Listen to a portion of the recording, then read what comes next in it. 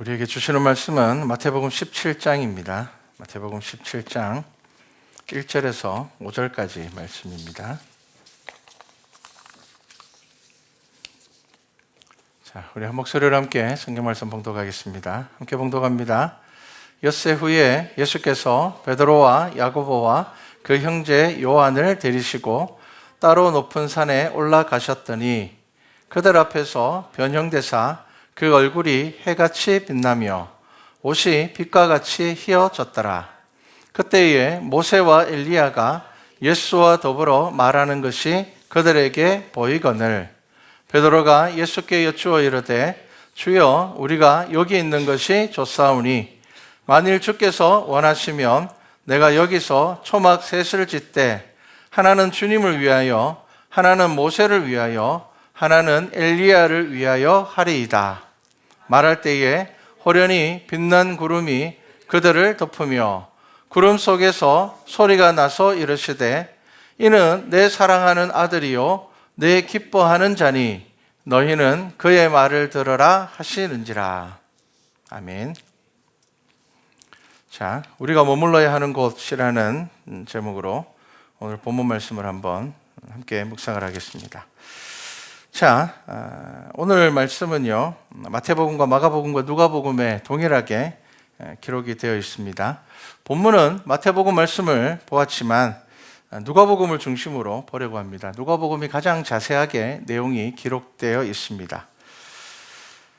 자, 예수님의 생애를 크게 두 단락으로 나눌 때 기준이 되는 것이 이 변화산의 사건입니다. 그래서 예수님의 생애를 변화산에 올라가는 시기와 변화산에서 내려가서 십자가까지 그렇게 구분을 합니다. 그러니까 이제 공생애를 시작으로 해서 변화산까지 그리고 변화산에서 십자가까지 이렇게 크게 구분할 수가 있습니다. 자, 이 변화산의 사건은 언제 일어났는가 하면요, 베드로의 신앙 고백이 있고 6일쯤 지나서 마태복음과 마가복음은요 6일쯤 지나서 엿새 후에라고 기록하고 있고요, 누가복음은 8일쯤 되어서라고 기록을 하고 있습니다. 이후에 성경을 기록할 때에 보통 사람들이 안식일 전을 기준으로 잡기도 하고요, 안식일이 지나고 바로 기준을 잡기도 하기 때문에 이렇게 차이가 있습니다. 자, 그러니까 베드로의 신앙 고백이 있고 한 일주일쯤이 지나서 예수님께서는 변화산에 오르셨습니다. 자, 변화산에 오르신 이유는요, 누가복음을 보면은 28절에 이렇게 말씀합니다. 베드로와 요한과 야고보를 데리고 기도하시러 산에 올라가사라고 기록하고 있습니다. 자, 기도하시기 위하여서 제자들을 데리고 변화산에 오르셨습니다. 자, 그런데 이 산은 굉장히 높은 산입니다. 이 산은 2800m가 넘는 산입니다. 그리고 지금도 늘 눈이 덮여 있는 산입니다. 그러니까 아주 높습니다. 예수님께서 정상까지 오르지는 않으셨을 것입니다.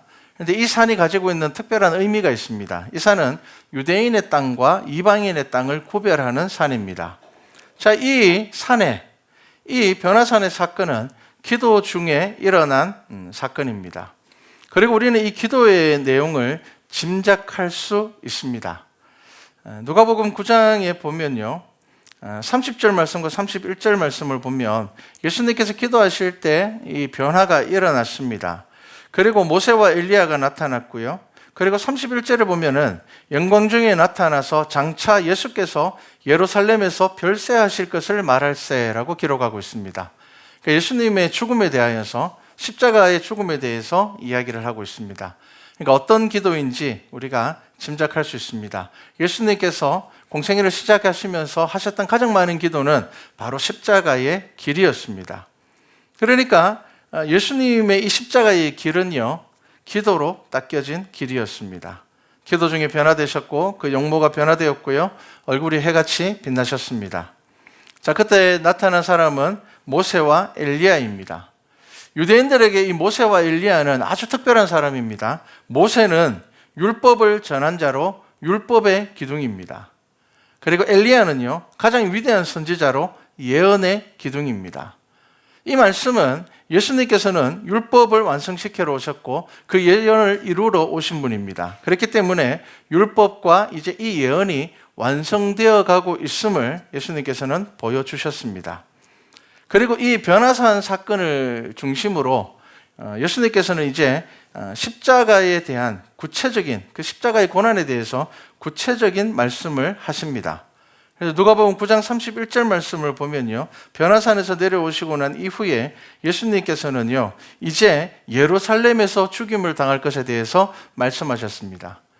그러니까 변화산 이전에 예수님께서는 그 고난에 대해서 크게 포괄적으로 말씀을 하셨다면, 이제 변화산을 지나서 모세와 엘리야를 통하여서 이 율법이 이루어지고 예언이 이루어지는 것에 대해서 분명하게 그것을 보여주시고 난 이후에는 이제는 십자가에 대하여서 아주 구체적으로 말씀하셨습니다. 자, 제자들은 졸았습니다. 32절을 보면요, 베드로와 및 함께 있는 자들이 깊이 졸다가, 누가복음 9장 말씀입니다, 온전히 깨어나 예수의 영광과 함께 선 두 사람을 보더니 라고 기록하고 있습니다. 자, 변화산에 오른 제자들은 피곤하였습니다. 피곤하겠죠. 그 산이 낮은 산도 아니고요, 굉장히 높은 산이고요. 그리고 또 예수님의 제자들이 예수님을 따라다니는 삶은 결코 쉽지가 않았습니다. 얼마나 피곤했겠습니까? 누군가를 따라다닌다는 것은 쉬운 일이 아닙니다. 내가 내 계획을 잡고 일을 해도 몸 피곤한 건 어쩔 수 없습니다. 하지만 다른 사람을 따라다닌다는 것은요, 내가 아무리 그 사람을 좋아하고 존경해도 피곤한 일입니다. 제자들은 졸다가 예수님이 변화되는 것을 보았습니다. 기도 중에 그 용모가 변화되고 그 옷도 휘어지고 광채가 나고, 놀랍게도 모세와 엘리야가 그 자리에 나타나게 됩니다. 자, 그들에게는 절대로 잊을 수 없는 그 어떤 기적보다 이것은 놀라운 일입니다. 유대인들에게 있어서는요, 죽은 사람을 살리는 것보다 모세와 엘리야가 나타나는 것은 더 큰 사건입니다. 왜냐하면 그들에게 모세와 엘리야는 그들의 역사의 전부이기 때문입니다. 자, 그래서 그 놀라운 일들이 제자들에게 나타났고요. 그 놀라운 일을 경험한 제자들이 느낀 것이 무엇이었습니까? 베드로가 대표로 이야기를 하죠. 주여, 우리가 여기 있는 것이 좋사오니 라고 말합니다. 여러분, 우리가 이 말씀을 이제 깊이 있게 한번 생각해 보시기 바랍니다. 진심으로 제자들은 이것을 원했습니다. 여기가 너무 좋다는 겁니다. 지금 3명의 제자들만 따라 올라갔습니다. 산 아래에 9명이 남아 있습니다. 그리고 수많은 사람들이 산 아래에서 예수님을 찾고 있습니다. 자, 그럼에도 불구하고 이 3명의 제자들은요, 밑에 남아있는 제자들도 기억나지 않았고요, 밑에서 예수님을 찾는 그 수많은 사람들에 대한 생각도 없었고요, 그냥 여기가 너무 좋았습니다. 그래서 여기 있는 것이 좋사오니 어떻게 해요? 초막 셋을 짓겠다는 겁니다. 그 초막에는 자기들 건 없습니다. 얼마나 불편하겠습니까? 그 산에 살면은. 그런데 지금 이 베드로에게는요, 아무것도 생각되지 않습니다. 왜요? 너무 좋았기 때문입니다. 그래서 성경에는 뭐라고 말하고 있습니까? 자기가 하는 말을 자기도 알지 못하였다. 여러분, 자기가 하는 말을 자기가 알지 못할 만큼 지금 내적인 흥분 상태에 있는 겁니다. 너무 좋습니다. 저와 여러분도 만약에 그 자리에 있다면 그렇게 말했을 것입니다. 그런데 여러분, 우리가 이 오늘 본문을 통하여서 아셔야 되는 것이 있습니다. 여러분, 내가 만족하는 자리, 우리가 만족하는 자리에 머무르는 것이 신앙이 아닙니다. 내가 좋아하는 자리에 머물러 있는 것이 믿음이 아닙니다. 저와 여러분은 늘 우리가 좋아하는 자리를 찾고 내가 만족하는 자리를 찾으려고 하고 내가 원하는 자리에 머물러 있으려고 할 때가 너무 많습니다. 그래서 우리가 너무 좋을 때는 뭐라고 표현합니까? 시간이 멈췄으면 좋겠다라는 표현을 씁니다. 내가 좋아하는 사람들, 나하고 마음 맞는 사람들, 나하고 내가 정말 기뻐할 수 있는 상황들, 나를 인정해 주는 상황들, 이런 상황들이 되면요, 우리는 그 자리에 머무르려고 합니다. 근데 여러분, 오늘 본문 말씀을 잘 묵상하셔야 됩니다. 믿음의 길이라는 것, 우리가 신앙생활을 한다라는 것은요, 어디까지 가야 되는가 하면요, 부활하신 예수 그리스도를 만나는 그 믿음까지 가야 되는 것입니다. 기쁨과 만족을 찾게 되면, 나의 기쁨과 만족을 찾게 되는 신앙생활을 하기 시작하면요, 하나님께서 우리의 삶 가운데 주시는 아주 귀한 진리를 찾지 못하게 됩니다. 여러분, 자기 만족의 신앙에 머물러 있게 되면요, 우리는 늘 불평하게 됩니다. 여러분의 삶을 한번 돌아보십시오. 언제 불평이 나옵니까? 내가 만족스럽지 못할 때 불평이 나옵니다. 다르게 이야기하면 나의 만족을 계속 찾아다니면요, 우리의 삶에서 잠시 만족하는 순간이 있을지 모르겠지만 우리의 삶에는 끊임없는 불평들이 나옵니다. 사람에 대한 불평과 환경에 대한 불평과 여러 가지 불평들이 그 속에서 끊이지 않을 것입니다. 성령의 열매는요, 머물러서 얻는 것이 아니라 십자가로 나아감으로 얻는 것입니다. 구원은요, 내가 만족하는 자리에 머무는 것이 아니라 하나님께서 만족하시는 자리로 가는 것이, 그것이 구원받은 백성의 삶이 되어야 됩니다. 근데 우리는요, 베드로와 같은 마음을 가질 때가 너무 많습니다. 이 세상은 모르겠고요, 밑에서 예수님 기다리는 사람은 모르겠고요, 여기서 그냥 초막 짓고 살면 안 되겠습니까? 자기들이 불편해도 좋으니까 여기 살면 안 되겠습니까? 이 산을 내려가면 어떤 일이 있을까요? 훤히 알고 있습니다. 이 산을 내려가면 이 산을 오르기 전에 그 삶이 반복될 겁니다. 바리새인들은 올무를 가지고 와서 괴롭힐 것이고요, 병든 자들과 수많은 사람들이 에워싸여서 쉴 틈 없는 피곤한 삶을 살아야 될 것입니다. 베드로와 지금 야고보와 요한은 예수님 따라 올라와가지고 예수님 기도하는데 막 졸고 있잖아요. 그런 삶을 살아야 되는 거예요. 그런데 이 자리에 머물면 너무 좋은 거예요. 그냥 산 아래의 삶은 잊어버리고 여기서 영광된 기억을 되새기면서 살면 영적으로 충만할 것 같습니다. 하지만 그들은 그곳에 머무를 수 없었습니다. 왜요? 하나님의 뜻이 아니기 때문입니다. 그들이 막 성령 충만한 것 같고 막 기분이 막 만족스럽고 이러니까요, 막 와, 여기 있으면 좋겠습니다 라고 이야기를 했을 때에 하늘에서 하나님께서 그들에게 뭐라고 말씀하셨습니까? 오늘 이제 누가복음의 말씀을 보면요, 35절에 보면요, 구름 속에서 소리가 나서 이르되 이는 나의 아들 곧 택함을 받은 자니 너희는 그의 말을 들으라. 자, 우리가 읽은 마태복음의 말씀을 보면요, 5절에 이는 내 사랑하는 아들이요 내 기뻐하는 자니 너희는 그의 말을 들으라 하시는지라. 자, 이 자리가 너무 좋아서 머물고 싶습니다. 그런데 하나님께서는 그들에게 뭐라고 말씀하십니까? 하늘에서 들리는 음성은요, 이는 내 사랑하는 아들이니 너희는 그의 말을 들으라. 여러분, 무엇을 말씀하시는가요? 순종입니다. 너희들이 머물고 싶다고 머무는 것 아니고, 내려가고 싶다고 내려가는 것 아니고, 더 올라가고 싶다고 더 올라갈 수 있는 것 아니고, 무엇을 하라고요? 순종하라는 겁니다. 여러분, 신앙생활에서 가장 힘든 것이 순종입니다. 내 마음대로 신앙생활하면 제일 편합니다. 내가 예배 드리고 싶으면 예배 드리고, 드리기 싫으면 드리지 않고, 내가 하고 싶으면 하고, 하기 싫으면 안 하고, 여러분 제일 편합니다.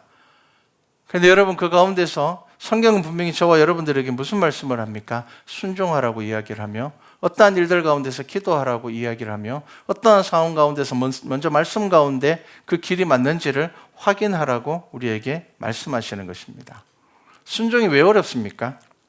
이 순종에는 나의 계획이 포함되어 있지 않기 때문입니다. 지금 베드로의 마음은요, 여기 있으면 좋겠다는 겁니다. 그만 예수님 여기 있읍시다. 내려가봤자 속 시끄럽기만 하고, 뭐 예수님은 물로 포도주도 만들고 오병이의 기적도 일으키시는 분인데 뭐 산 위에서 무슨 문제 생기겠습니까? 모든 질병을 다 고치시는 분인데. 예수님께서는 내려가십니다. 그들이 산 위에서 들은 음성은요, 순종하라는 것입니다. 순종하라. 하나님의 절대적인 주권에 대한 선포만 있습니다. 이후에 이 베드로는요, 베드로 후서 1장 17절에서 오늘 이 자기가 본 이 변화산의 사건에 대해서 이렇게 고백합니다. 지극히 큰 영광 중에서 이러한 소리가 그에게 나기를 이는 내 사랑하는 아들이요 내 기뻐하는 자라 하실 때에 그가 하나님 아버지께 존귀와 영광을 받으셨느니라. 이게 베드로서 후서에 기록되어 있는 그 당시 베드로가 이 변화산에서 보았던 것을 고백한 말씀입니다. 변화산의 기적은요, 환상이 아니었습니다. 사도의 눈으로 본 바였습니다. 그래서 베드로는 이 초대교회 때 가장 박해가 심할 때에 자신의 생명을 내어놓고 그 변화산에서 자기가 보았던 것에 대하여서 고백을 하였습니다. 사도 요한도 증거를 하였는데요, 사도 요한은요 어떻게 증거하였는가 하면은 요한복음 1장 14절에 이 요한복음을 시작하면서 이렇게 고백합니다. 말씀이 육신이 되어 우리 가운데 거하심에 우리가 그의 영광을 보니 아버지 독생자의 영광이요 은혜와 진리가 충만하더라. 지금 사도 요한이 요한복음을 기록하는 그 1장 가운데 가장 중요한 그 힘이 되는 말씀이, 그 사건이 무엇이었는가 하면 변화산의 사건이었습니다. 자, 이 놀라운 일을 경험한 베드로와 야고보와 요한은 그 당시에는 이 일을 다른 제자들에게 말하지 않았습니다. 누가복음 9장 36절을 보면 그들이 말하지 않았다라고 합니다. 그 이유는 마가복음 9장 9절 말씀을 보면 예수님께서 말하지 말라고 경고를 하셨습니다. 왜 그랬을까요? 그 놀라운 일들에 대하여서 모세와 엘리야를 만났다는 것은요, 말로 설명할 수 없는 기적이었고요. 또 하나는 당시에 예수님의 많은 기적들은 수많은 목격자가 있었지만 이 일은 예수님의 제자 3명밖에 보지 못한 일이었습니다. 그러니까 사람들에게 설명할 수 있는 일들이 아니었습니다. 그리고 모세와 엘리야를 만났다는 것은요, 그 당시에 신성모독으로 죽을 수 있는 그런 죄였습니다.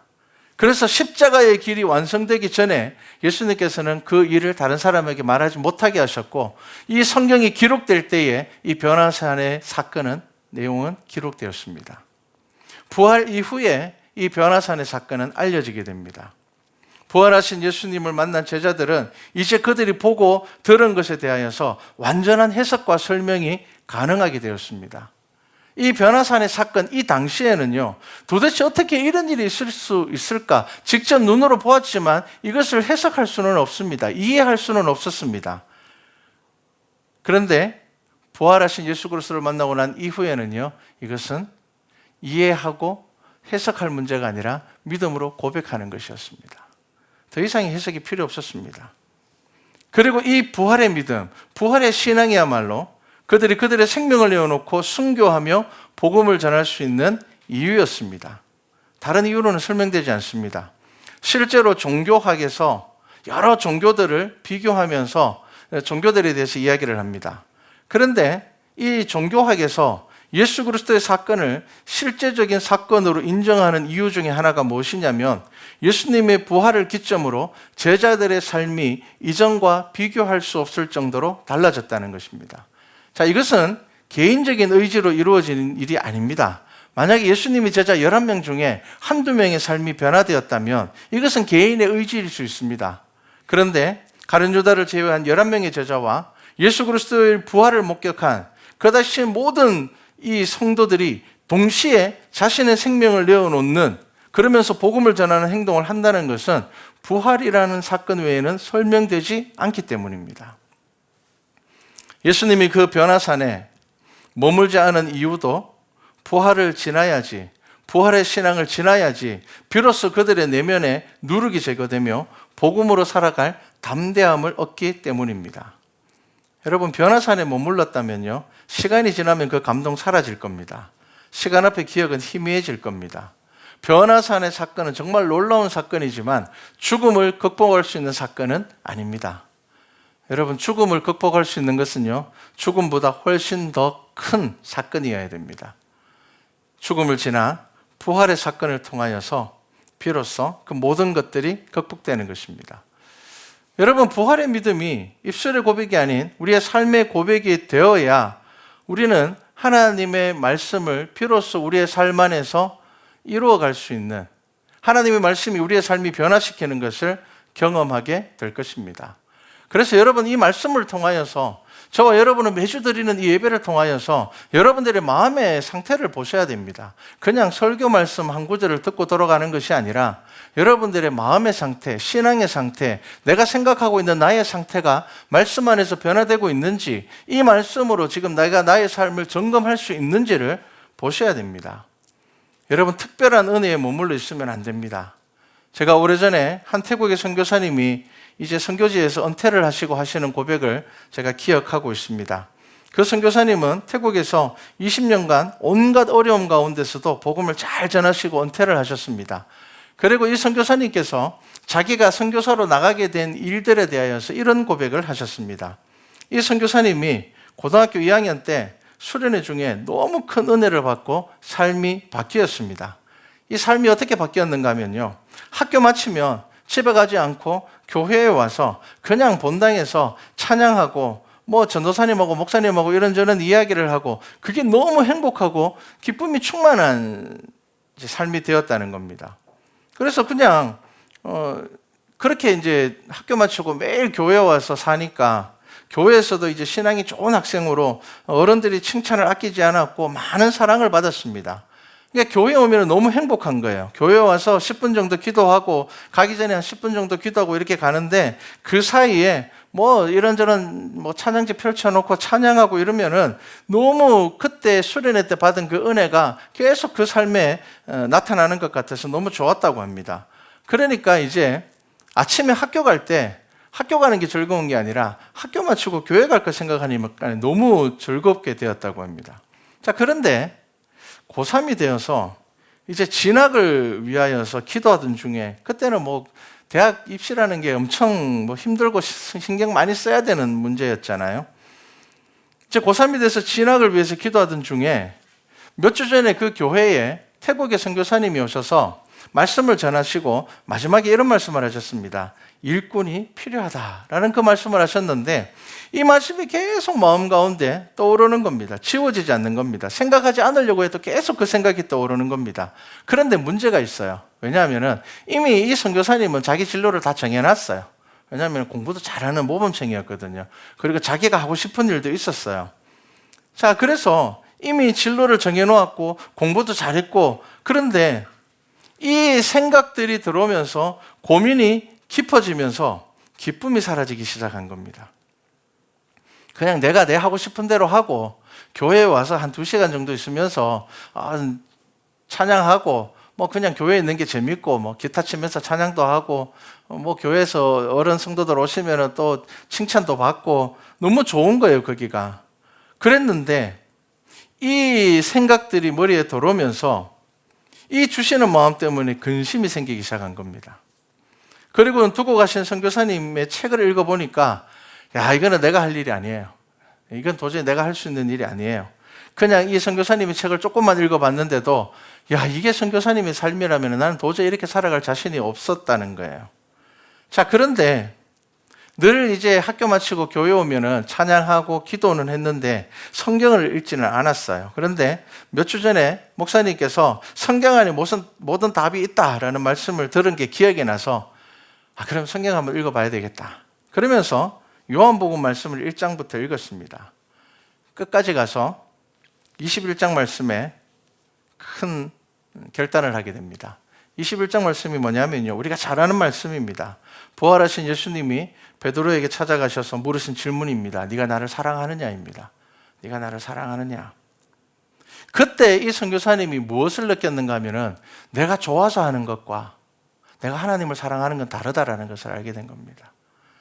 자기가 학교 마치고 교회에 와서 1-2시간 있는 거, 내가 찬양하고 기도하는 거, 뭐 이런 것들 생각해 보니까 이거 내가 좋아서 하는 거예요. 내가 만족해서 하는 거예요.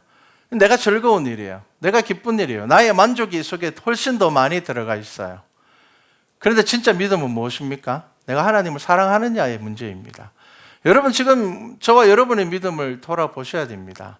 나의 만족이 나의 믿음이라고 생각하시면 안 됩니다. 나의 마음의 가장 근본적인 것은 내가 하나님을 사랑하느냐라는 것이 있어야 됩니다.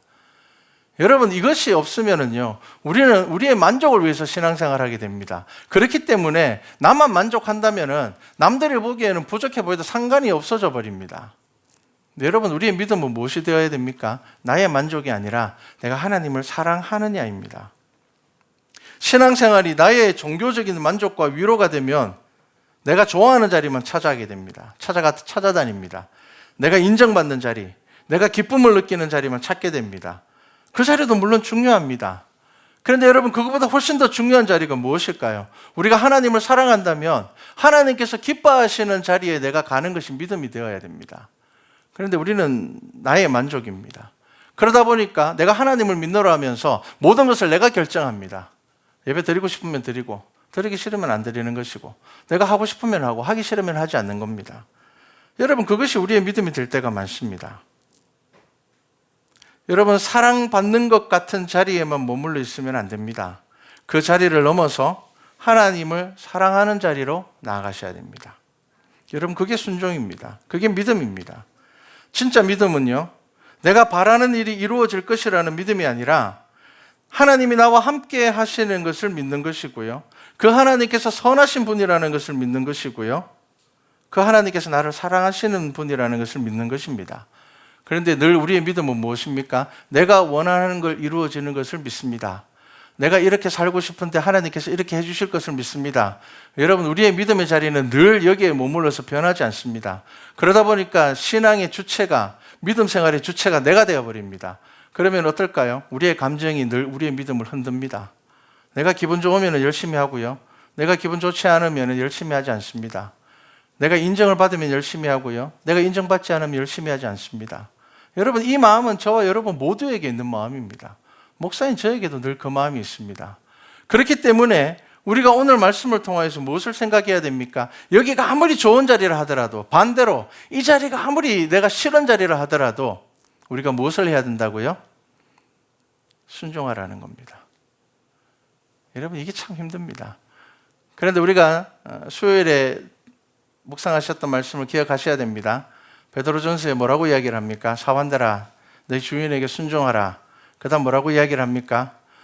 한마디로 이야기를 하면요, 네 마음에 드는 주인한테만 순종하지 말고 까다롭고 네가 싫어하는 주인한테도 순종하라. 그렇게 말씀합니다.